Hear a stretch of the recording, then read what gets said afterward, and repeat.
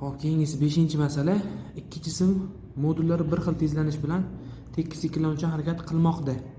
Birinchi jism boshlang'ich tezligi 36 km/soat va 5 sekundda to'xtagan bo'lsa, ikkinchi jism boshlang'ich tezligi 86,4 km/soat bo'lsa, ikkala jism to'xtagandan so'ng ular orasidagi masofa qanday?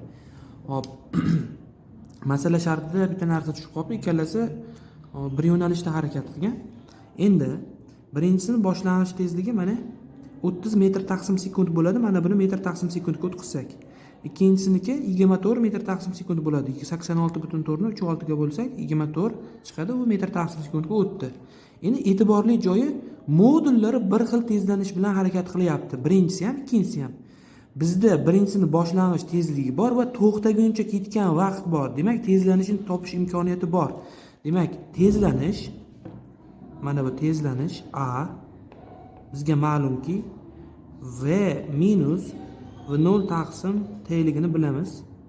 Endi bizda to'xtadi degan so'z oxirgi tezligi 0 degan. Oxirgi tezligi 0. Demak, oxirgi tezligi sabab birinchisi qandaydir s masofani o'tganda, s masofani o'tib birinchisi mana bu joyga borib to'xtagan. Shunda o'sha birinchisining o'tish masofasini s1 deymiz, mana s1.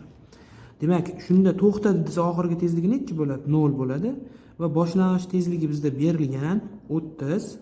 Demak, 30 o'zi minus 30 taqsim 5 bo'lishi kerak, lekin modul kerak menga. Shuning uchun birinchisining tezlanishi 6 metr/sekund kvadrat va modullari bir xil tezlanish bilan degani uchun, demak, bu ikkinchisining tezlanishi ham bizda 6 metr/sekund kvadratga teng chiqadi. Endi demak, ikkinchisining tezlanishi chiqdi. Hop, ikkinchisi net sekundda to'xtaydi degan savolga javob bera olamiz. Demak, ikkinchisi to'xtaguncha ketgan vaqt. Oxirgi tezligi 0, mana to'xtasa, demak, tezligi 0 ga erishadi. 0 teng. Ikkinchisining boshlang'ich tezligi 24 minus ikkala jismning tezlanishi bir xil bo'lgani uchun ikkinchisining tezlanishi ham 6. 6 ko'paygani t2 deyman. Bu ikkinchisini to'xtash uchun ketgan vaqt. Shundan t2 ni topsak, demak 24 ni 6 ga bo'lamiz.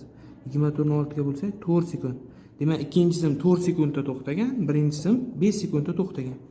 Endi birinchisi to'xtaguncha yurgan yo'l mana bu s1. S1 ni topadigan bo'lsak, demak v01 t1 taqsim 2. v01 bizda birinchisining boshlang'ich tezligi 30. Vaqti bizda 5 taqsim 2. Demak, 150 ni 2 ga bo'lsak 75. Ikkinchisinikini topamiz. Ikkinchisini to'xtaguncha yurgan yo'li. Demak, ikkinchisini boshlang'ich tezligi 24. Ikkinchisi necha sekundda to'xtagan chiqdi? 4 sekundda. Shuning uchun 4 ga ko'paytirib 2 ga bo'lamiz. Mana buni 2 ga qisqartirsak, demak 24 karra 2 48 bo'ladi. Bizdan ular orasidagi masofa so'ralyapti. Demak, birinchisi S1 yo'l yurib to'xtagan, ikkinchisi qandaydir mana 48 metr o'tib to'xtadi mana bu joyda. Ular orasidagi masofa mana bu joy, delta S. Uning uchun mana bu S1 dan ikkinchisini yurgan yo'l S2 ni ayirib qo'yamiz. Demak, 75 dan 48 ni ayirib qo'ysak 27 degan javob chiqadi.